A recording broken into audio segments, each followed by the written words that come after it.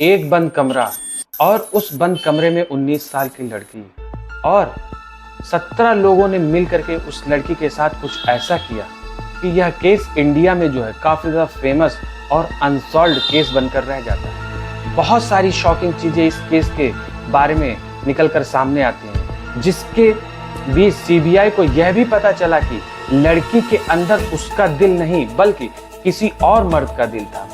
ऐसी ऐसी बातें इस केस के अंदर सुनने को आपको मिलने वाली हैं, आप सुनकर के हैरान हो जाएंगे। तो दोस्तों, बिना स्किप किए इस वीडियो को शुरू से लेकर लास्ट तक देखिए। आपको बहुत ही रोचक और बहुत ही जो है सस्पेंस भरी स्टोरी आज मैं आप लोग के बीच में लेकर के आया हूँ। बिल्कुल ये सच्ची घटना है। तो दोस्तों, बिना टाइम गवाया आपको जो है कहानी की शुरुआत करते हैं। दोस्तों, आइए जानते हैं उस बंद कमरे के बीच 17 लोगों के द्वारा इस 19 साल की लड़की के साथ क्या क्या किया गया। तो दोस्तों, आप देख सकते हैं इस लड़की का नाम था सनम हसन। मुंबई के एक परिवार में 19 साल की एक खूबसूरत लड़की जिसका नाम जो है जिसका फ्यूचर उसे बहुत ज़्यादा ब्राइट और खुशहाल दिखाई दे रहा है और ज़िंदगी में आगे बढ़िया कुछ करने के लिए वह डिसाइड करती है कि फैशन डिज़ाइनिंग में अपना करियर बनाएगी और इस चीज़ के लिए उसके पेरेंट्स भी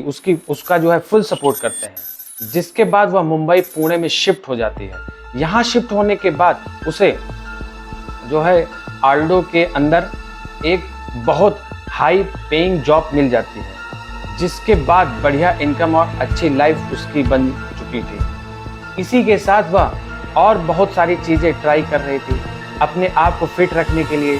तो अब उसने जो है स्पोर्ट्स भी ज्वाइन कर लिया था। दिन में 2 टाइम वर्कआउट और जिम जाना उसकी एक हॉबी बन चुकी थी। फिट रहने वाली यह लड़की आगे धीरे धीरे एक मॉडल भी बनना चाहती थी। दोस्तों के बीच बीत रही यह बढ़िया लाइफ के बीच इसका बर्थडे आता है। 3 अक्टूबर 2012 को सनम सारे दोस्तों के साथ एक सरप्राइज पार्टी ऑर्गेनाइज करते हैं और इस पार्टी में जाने के लिए उसके सारे दोस्त उससे मनाना शुरू करते हैं, क्योंकि इससे पहले कभी भी सनम ने नाइट आउट नहीं किया था।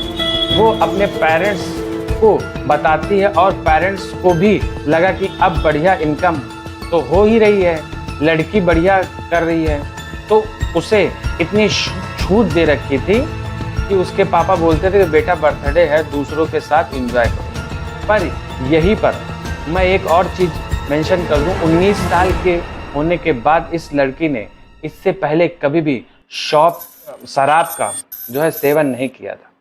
यह पहली बार होने वाला था जब इसके दोस्त इसे उकसाने वाले थे शराब पीने के लिए। वो और उसके सारे दोस्त पार्टी के बीच पहुंच जाते हैं। पार्टी बढ़िया चल रही थी, सारे दोस्त हंसी मजाक कर रहे थे, लेकिन अगले ही दिन पुणे से पेरेंट्स को कॉल आती है।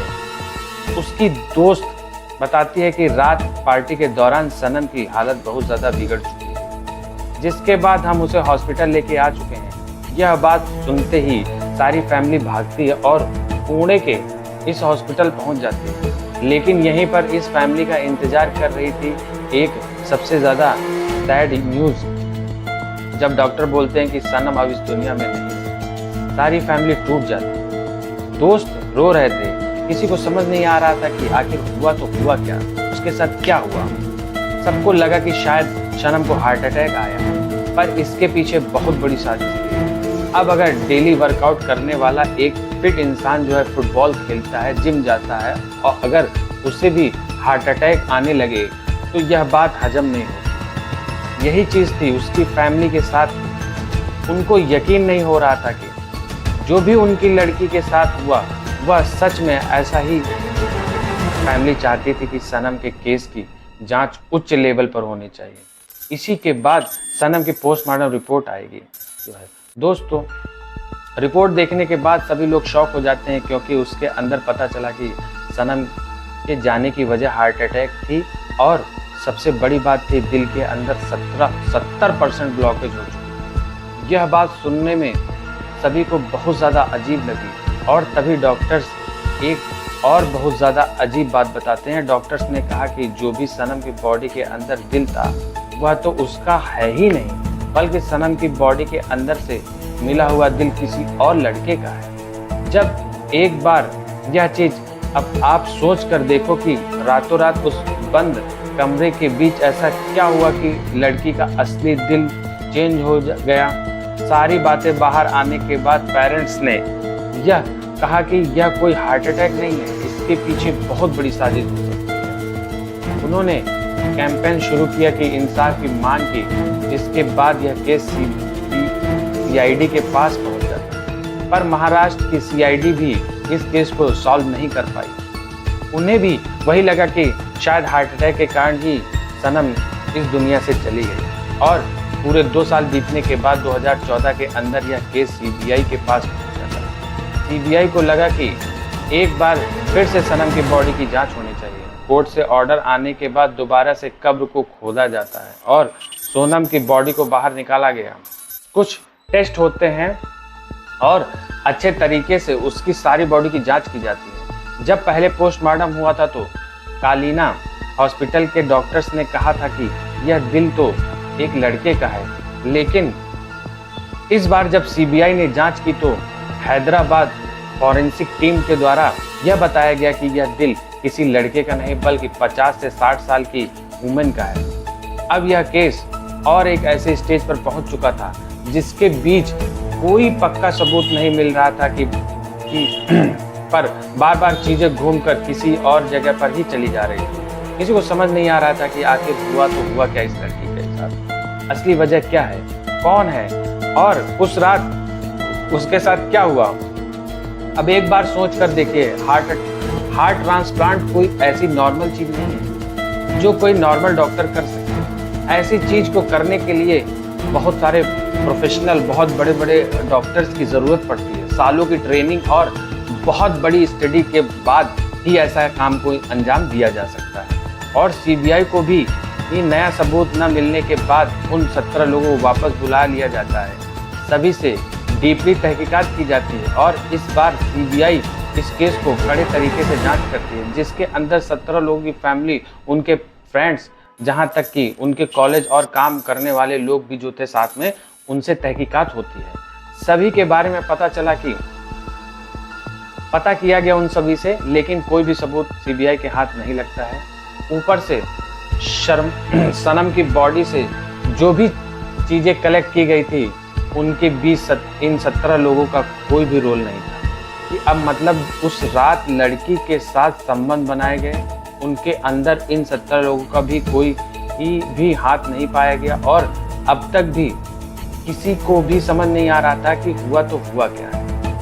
ठीक है, लड़की सामने आती है और सारी चीजें डिटेल में बताती है। सनम की दोस्त ने बताया कि कैसे उस रात सनम ने ज्यादा पी ली थी, जिसके कारण उसे वोमिटिंग हुई और सरदर्द होने की वजह से उसका दोस्त मनीष उसे रूम में छोड़ने जाता है। वो लड़की को वहां से सुला देता है और बाहर आकर पार्टी एंजॉय करनी शुरू कर देता है। पर सीबीआई अब भी कड़े सबूत ढूंढ रही थी। मनीष से बातचीत होने के बाद पता चलता है कि मनीष को सनम के ऊपर क्रश भी था, पर अब तक उसने सनम को प्रपोज नहीं किया। अब सीबीआई को यह भी लगने लगा कि शायद नशे की हालत में होने के कारण मनीष के द्वारा ही सनम का फायदा उठाया गया, लेकिन कड़क सबूत न मिलने के कारण उसे छेड़ना भी मतलब सही नहीं था। तभी इस कहानी के बीच एक बहुत बड़ा ट्विस्ट आ जाता है। सीबीआई को पता चला कि 2012 में जिस दिन सनम का पोस्टमार्टम किया गया, तभी उस हॉस्पिटल के अंदर एक और जो है बॉडी आई थी, जो कि एक मर्द की थी। सीबीआई ने यह कंक्लूजन निकाला कि उस टाइम पर पोस्टमार्टम करते दौरान डॉक्टर्स के द्वारा जब सारी चीज़ों को अलग किया गया होगा तो सनम का जो दिल था वो उस लड़के के दिल के साथ एक्सचेंज हो गया होगा और आगे जाकर यह केस और ज़्यादा गुत्थी में उलझ गया। पर अब भी सनम की फैमिली सीबीआई पर प्रेशर बना रही थी। सभी को लग रहा था कि कहीं ना कहीं सनम को इंसाफ मिलेगा और सीबीआई टीम को आखिरकार यह कंफ्यूजन निकाल ही लेगी कि उस रात सनम के साथ क्या हुआ था। तो दोस्तों, यह गुत्थी उतनी सिंपल नहीं थी कि कोई भी इसको सॉल्व कर पाए। अब बहुत सारे ऐसे सवाल आते हैं जिनके कोई सबूत नहीं। लेकिन दोस्तों, लोगों के और पुलिस के द्वारा तो यही चीज़ें कही गई कि सारे केस को देखने के बाद यही लगा कि सबसे पहले तो उस रात ज़्यादा शराब पीने के बाद सनम के साथ कुछ लोगों के द्वारा गलत काम किया गया। जब सनम इस दुनिया को छोड़ के चली जाती है तो हॉस्पिटल पहुंचने के बाद वहां पर डॉक्टर्स को पैसे देकर रिपोर्ट्स को मैनिपुलेट किया गया, जिसके अंदर कोई भी चीज़ ना पता चले और दिल एक्सचेंज करने वाली चीज़ भी ना पता चले, जिसको शायद पैसे देकर ही की गई होगी। आखिर रिजल्ट अब तक भी इस केस के ऊपर नहीं आया है। यह भारत का एक ऐसा केस बनकर रह चुका था जिसके बीच 17 लोग तो पकड़े गए थे, लेकिन किसी के साथ कोई भी सबूत नहीं मिला और आज भी सनम हसन को उसका इंसाफ नहीं मिल पाया। अब दोस्तों, आपको क्या लगता है उस रात सनम हसन के साथ क्या क्या हुआ होगा? कमेंट करके जरूर बताइए। और दोस्तों, अगर कहानी अच्छी लगी हो तो प्लीज़ इस वीडियो को लाइक कर दीजिए और हाँ, अगर अभी तक आपने चैनल को सब्सक्राइब नहीं किया तो प्लीज़ चैनल को सब्सक्राइब कर दीजिए, ताकि हर रोज़ आपको ऐसी मज़ेदार इंटरेस्टिंग कहानियाँ जो है आपको सुनने को मिलेंगी। तो जब तक आज के लिए बस इतना ही, मिलते हैं कल एक और नई कहानी के साथ। तब तक के लिए बाय बाय, जय हिंद।